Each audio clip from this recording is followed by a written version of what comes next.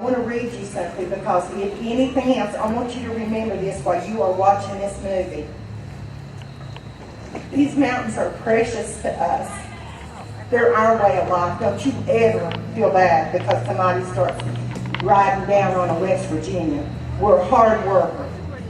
And we have worked hard. And we have lands that we want to leave down to our kids. And we don't want to leave it ruined. And we don't want to leave it without water. And we believe in God and we stand for Him. And those things are important. They are real. I wrote something during all this time because, as I said, not everybody liked what I was doing. Imagine that. They didn't like it.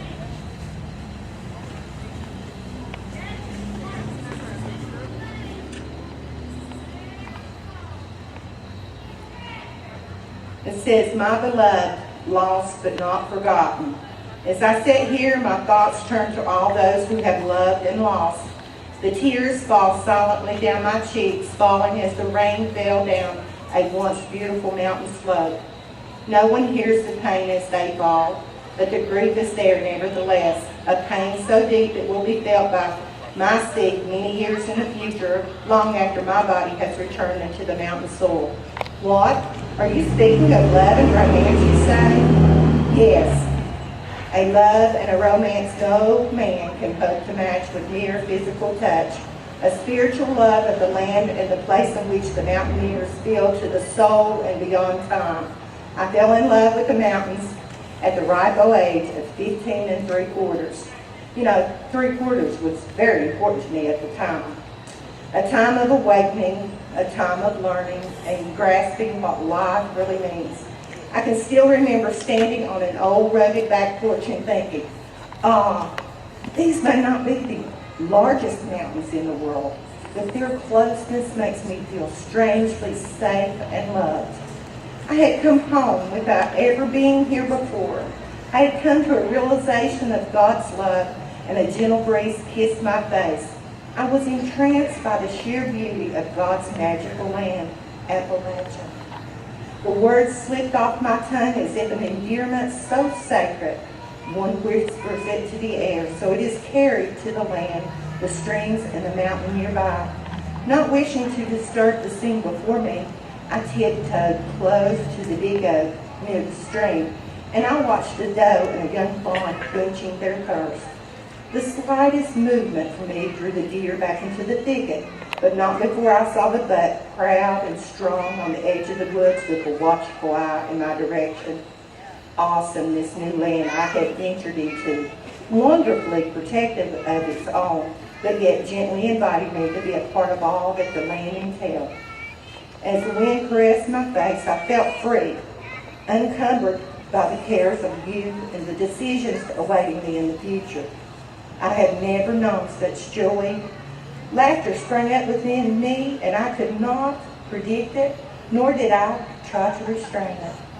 I laughed out loud, a bountiful laugh, to the flowers and the trees surrounding me. The echoes of my laughter returned to me and answered my happiness, lovingly receiving my emotional expression of admiration. I had been received here. I could be myself here, unafraid, somehow stronger just by standing next to my newly discovered love.